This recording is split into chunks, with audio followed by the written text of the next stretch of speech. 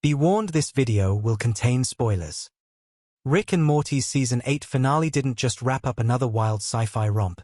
It cracked open emotional territory the series rarely dives into. And this time, it was all about Rick and Beth.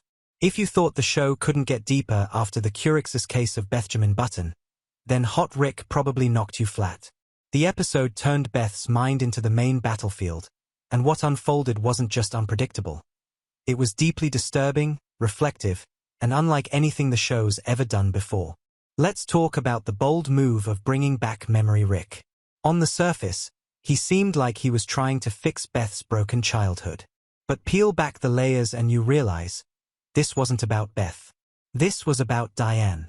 Rick's guilt and obsession with the past hijacked Beth's mind. Literally. The memories inside her didn't just resurface. They became sentient. They started making choices.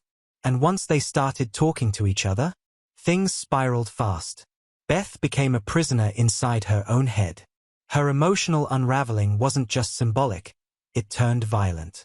She almost killed Space Beth, her clone and closest connection. She drove off a cliff in desperation. And then, in a gut-wrenching scene, she nearly ended her own life. What changed everything was Rick stepping in. Not with sarcasm, not with a portal gun, but with real, painful honesty. He finally made himself emotionally available. And instead of manipulating, he reset her mind, helping her get back some control. But even that reset doesn't erase what happened. You can see it in her eyes during the final moments. She knows something broke inside her, and it won't be fixed overnight. We need to talk about how Rick evolved here. Not as a scientist, but as a father.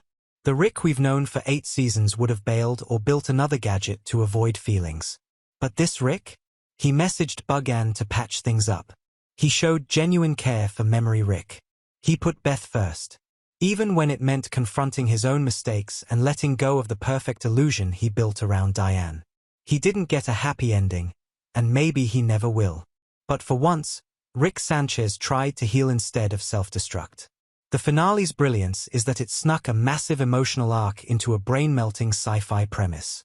Sentient memories, identity crises, clone trauma, it was all there.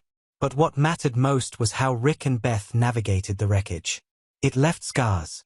And even if Beth's memory was wiped, the emotional residue will linger into Season 9. This is storytelling that sticks with you. So what did you make of Hot Rick? Do you think Beth will ever truly recover? Has Rick changed for good? Or is this just another cycle in his emotional chaos? Let's talk about it. Drop your thoughts in the comments.